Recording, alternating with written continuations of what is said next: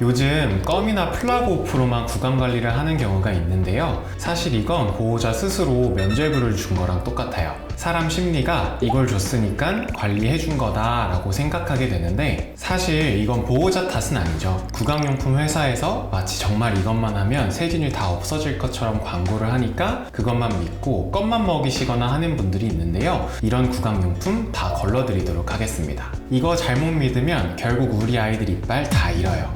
뭐 이빨만 잃으면 다행인데, 사실 이런 것들도 다 이빨 관리가 안 됐을 때 생기는 증상입니다. 안녕하세요, 치과수의사 이성혁입니다. 저는 하루에도 수십 번씩 아이들 입안을 들여다보니까요, 솔직히 다 보이거든요. 보호자분들이 어떻게 관리했는지, 특히 노령견들이 되면 더 잘 보입니다. 거의 대부분은 다 문제가 생깁니다. 근데 한번 이 원리만 알면 절대로 속으실 일이 없거든요. 오늘은 시중에 나온 모든 구강용품을 분류해 드리려고 해요. 칫솔, 치약부터 껌, 플라그 오프, 구강 관리가 된다는 사료까지 뭐가 정말 좋고 뭐가 정말 별로인지 딱 정해드리고요. 아예 제품 추천도 해드리겠습니다. 그리고 제가 오늘 알려드린 제품이 아니어도 괜찮은 건지 아닌지 쉽게 구분할 수 있는 방법이 있는데요. 지금 사용하시는 거에 이 딱지가 붙어 있는지를 보셔도 됩니다. 왜인지는 정리하면서 설명드릴게요. 결론부터 말하자면 칫솔입니다. 칫솔, 치약, 껌, 플라그 오프, 사료, 이 5가지 중에 가장 효과가 좋은 건 칫솔이에요. 중요도가 거의 칫솔이 이만큼이고 나머지는 다 비슷하고 보조적이라고 보시면 됩니다. 근데 잘못 생각하시는 분들은 껌에 치약을 묻혀서 주면 양치질이 된다라고 생각하시기도 하는데요. 조금 과장된 얘기입니다.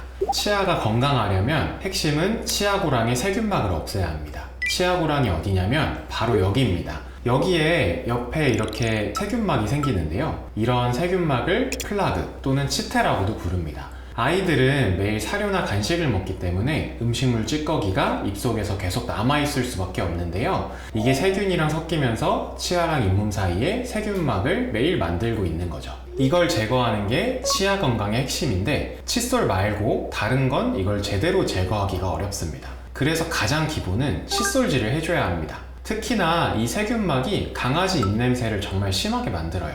이렇게 말하긴 조금 그렇지만 저는 하루에도 아이들 입냄새를 워낙 많이 맡는데 유독 냄새가 안 좋은 아이들이 있거든요. 그래서 보호자분들에게 여쭤보면 양치하는 법을 잘 모르시더라고요. 양치하는 법도 제가 영상에서 다룰 거라서 오늘은 일단 어떤 칫솔이 좋은지부터 알려드릴게요. 칫솔도 종류가 많습니다. 각각 장단점이 있는데 제가 써봤을 때 가장 좋은 칫솔 알려드리고요. 어차피 광고가 아니기 때문에 제가 왜 이 칫솔이 좋은지 알려드릴 테니까 같은 조건이면 다른 칫솔을 사용하셔도 무방합니다. 칫솔에는 크게 3가지 종류가 있어요. 손가락, 360도, 미세모, 그리고 여기에 보조적으로 셀프 스케일링이라고 하면서 치석 제거기가 있습니다. 이것까지 보여드릴게요. 먼저 손가락 칫솔입니다. 이렇게 생긴 거예요. 결론은 비추입니다. 이게 대부분 실리콘으로 만들어져 있는데 사용하기에는 굉장히 편해요. 근데 이 실리콘은 치아 고랑이 있는 세균막을 없애줘야 하는데 여기까지 닿기가 조금 어렵습니다. 그래도 나는 손가락이 편하다 하는 분들은 차라리 면으로 된 걸 사용하셔도 괜찮습니다. 다음은 360도 칫솔이에요. 이렇게 생긴 거고요. 이것도 추천드리진 않습니다. 칫솔모가 너무 짧아요. 마찬가지로 치아 고랑까지 닿기가 어렵습니다. 그리고 한 면으로 닿고 있을 때 다른 면이 입안의 볼 점막 부분에 닿아서 아이들이 조금 불편해하기도 해요. 사람도 소리 양쪽 방향으로 다 있다라고 하면 입안에 닿아서 엄청 아플 거예요. 3번째로 미세모 칫솔입니다. 미세모 칫솔은 일반, 어금니, 소아용 이렇게 3가지로 나누어 볼 수 있는데요. 셋 다 좋습니다. 미세모는 이빨에 닿을 때 부드러워가지고 아이들이 부담스러워하지 않아요. 보통 전체 치아를 모두 닦을 때에는 패스룸과 큐라된 것을 많이 사용합니다. 둘 다 써봤는데 패스룸도 나쁘지 않습니다. 아예 고양이 강아지용으로 나왔고 유명해요. 솔이 부드러운 편이고 고양이용을 작은 강아지에게 사용하셔도 괜찮습니다. 개인적으로 패스룸보다는 큐라덴을 조금 더 선호합니다. 다만 이게 조금 더 비용은 나오는데요. 원래 강아지용은 아니고 사람용으로 나온 건데 4kg 정도 되는 소형견에서도 사용이 가능합니다. 특히나 큐라된 것 중에서 극강의 미세모, 이 빨간색은 잇몸 안 좋은 아이들에게 사용하기 좋습니다. 두 번째로 어금니 칫솔이에요. 사람의 어금니 뒤쪽을 양치하기 위해서 디자인된 칫솔이라서 어금니 칫솔이라고 하더라고요. 미세모가 밀집되어 있어서 보다 효과적으로 양치를 해줄 수 있다는 장점이 있습니다. 이게 큐라덴 거고 일반용 큐라덴과 마찬가지로 사람용인데 강아지한테 사용했을 때도 너무 깨끗하게 잘 닦였고요. 또 부드럽다 보니까 아이들이 부담스러워하지 않았습니다. 다만 단점은 칫솔 면적이 너무 좁아서 위치를 잘 잡고 양치를 해야 되고요. 그러다 보니까 시간이 조금 길어질 수 있습니다. 미세모 칫솔에는 아이들 유아용 칫솔도 있는데요. 이것도 좋아요. 우리 딸 칫솔로 제가 마롱이 양치를 시켜봤는데요. 생각보다 아주 만족스러웠습니다. 헤드가 유아용이라 작다 보니 작은 아이들한테도 크게 부담스럽지 않더라고요. 그리고 무엇보다도 큐라덴 비용보다 조금 더 저렴했습니다. 가끔 여기에 셀프 스케일링 도구라고 해서 치석 제거기 이런 게 있는데요. 이건 진짜 추천드리지 않습니다. 스케일링 비용을 아끼고 싶어가지고 이걸 하시는 건데 오히려 비용이 더 나오는 경우도 있습니다. 왜냐면 치위생사처럼 내가 이 도구를 한 번이라도 써왔다 하는 분들은 모르겠지만 보시면 스케일링은 이렇게 해야 하는데요. 여기서 아이들이 조금이라도 움직이면 상처 나기가 쉽습니다. 무엇보다 치주염 막으려다가 치주염을 더 가속화시키기도 해요.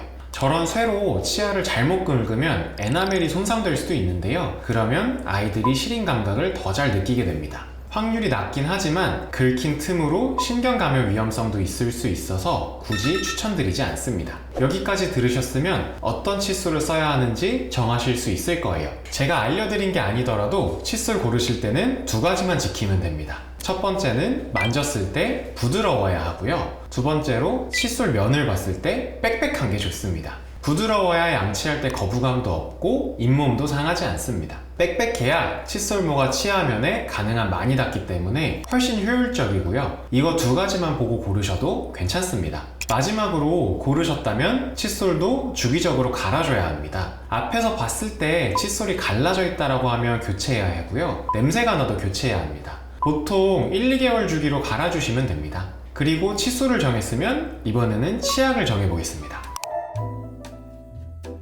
치약도 제품이 많은데요. 한 가지 기준으로만 정하시면 됩니다. 바로 맛입니다. 사실 치약은 거의 성분이 거기서 거기에요. 효소가 들어가 있어서 구강 내 세균을 억제하고 치태 형성도 감소시킵니다. 항염 효과도 일부 있고요. 근데 이런 기능도 중요하지만 사실 저는 맛이 더 중요하다고 말씀드려요. 왜냐하면 치약의 기능적인 것보다 결국 아이들이 계속 양치하는 게 좋아야 하거든요. 제 딸도 그렇지만 치약이 맛없으면 양치하는 것 절대 안 하려고 하거든요. 강아지 입장에선 양치가 산책이나 간식만큼 좋아야 해요. 나중에 양치하는 법에서도 다루겠지만 양치를 하려면 아이들이 적극적으로 도와줘야 합니다. 막 움직이는 아이들에게 양치하기가 되게 어렵거든요. 그래서 치약은 아이들에게 먹여보고 가장 좋아하는 걸로 하셔도 무방합니다. 만약 아이가 알러지가 너무 심해가지고 먹는 걸 조절해야 할 수도 있어요. 그러면 먹을 수 있는 걸로 주셔도 무방합니다. 많이 사용하는 걸로는 패스룸, 버박, 자이목스, 오라팀, 오로자인 이런 것들이 있습니다. 그 외에 구강용품들 많죠. 치석껌도 있고요. 플라고우프, 사료 이런 것들도 다 치약과 비슷한 원리라고 생각하시면 됩니다. 사실 칫솔이 메인이고요. 칫솔질하는 걸 좋아하게 하기 위해서 맛있는 치약을 주는 것처럼 나머지들도 양치를 하는데 도움을 주는 역할로 이용하시는 게 좋아요. 가끔 양치는 안 하고 껌으로 대신하거나 사료에 플라고우프를 넣어주는 것 혹은 치아 관련 처방 사료를 먹고 있어서 괜찮다라고 하시는 경우도 있어요. 절대 안 됩니다. 잘못하면 이빨 다 잃습니다. 특히 치석껌 홍보하는 곳들 중에 매일 양치질 못하니까 대신 덴탈껌으로 하는데 이건 정말 말이 안 됩니다. 껌으로는 세균막이 다 제거가 안 돼요. 일단 치석껌의 원리랑 종류를 보면서 조금 더 자세하게 설명드릴게요. 치석껌은 종류도 여러 가지고 모양도 다양하지만 사실 원리는 같습니다. 씹는 동안 치아 겉면이 껌이랑 마찰이 생기면서 치석이 떨어져 나가는 거예요. 그래서 핵심은 사실 치석껌을 줬을 때 제대로 씹어 먹는 아이들한테만 의미가 있습니다. 만약에 제대로 안 씹고 거의 삼키듯이 먹는 아이들이라면 사실상 덴탈 기능은 못한다고 봐야겠죠. 보통 이렇게 말씀드리면 그럼 어떤 껌이 좋나요? 라고 여쭤보셔서 종류도 조금 나눠보겠습니다. 크게는 두 가지로 나눌 수 있는데요. 아이의 덴탈 기능을 중심으로 한 것과 간식 기능을 중심으로 한 것입니다. 덴탈 기능 중심으로 생긴 것들은 이런 거고요. 간식 기능 중심은 이런 것들입니다. 덴탈 기능 중심으로 생긴 거는 보통 홈이 파여 있거나 모양이 특이합니다. 왜냐하면 덴탈 기능이 되려면 아까도 말씀드렸지만 세균막, 이 플라그들이 없어져야 되는데요. 이 플라그를 가능한 껌과 많이 마찰을 시켜야 되기 때문에 다양한 모양으로 만드는 거죠.